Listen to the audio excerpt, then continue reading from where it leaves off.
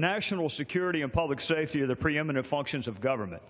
National security and public safety are not simply factors to be considered in the administration of some broader policy objective. National security and public safety are the ultimate policy objectives. And the safety and security of our fellow citizens should be the driving force behind every decision that we make. This country, Mr. Speaker, has a long, proud, rich history of welcoming those fleeing persecution and liberating those suffering under oppression. We are the most welcoming, generous country in the world, having taken in over 3 million refugees since 1975.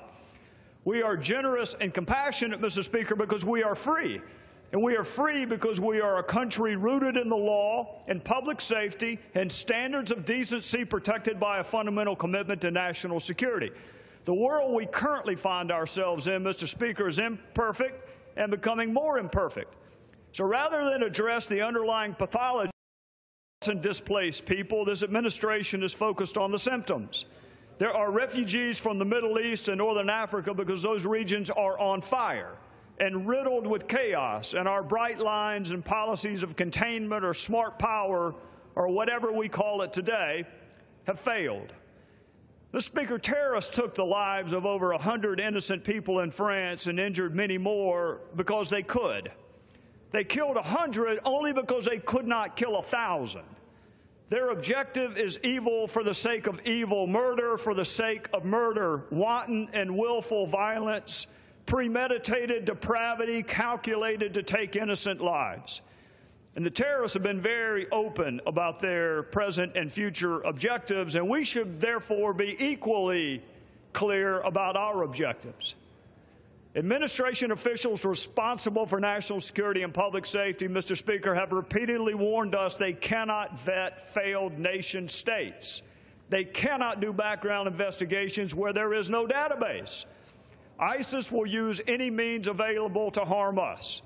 And what this administration needs to tell the American people, Mr. Speaker, is how much risk is acceptable.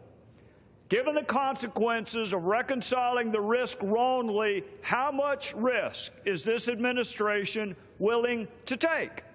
When it comes to public safety, we have to be successful all of the time. And those who seek to do us harm have to be successful just once. So how much risk are you willing to take with your own safety? How much risk are you willing to take with the safety of those you swore an oath to represent? And have you done everything in your power to mitigate that risk? Have you done everything in your power to explore alternatives other than resettlement here? Mr. Speaker, every decision we make as elected officials should be with the safety and security of our fellow citizens as the preeminent objective.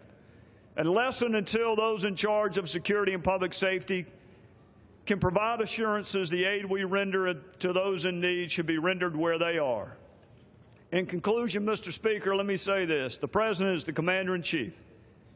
He should help us make this, our home, safer.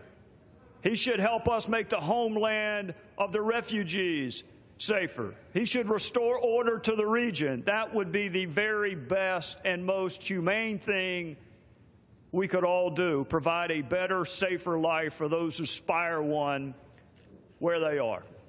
And with that, I would oppose the opposition to the motion to recommit and support for the underlying bill and would yield back. Gentleman yields back.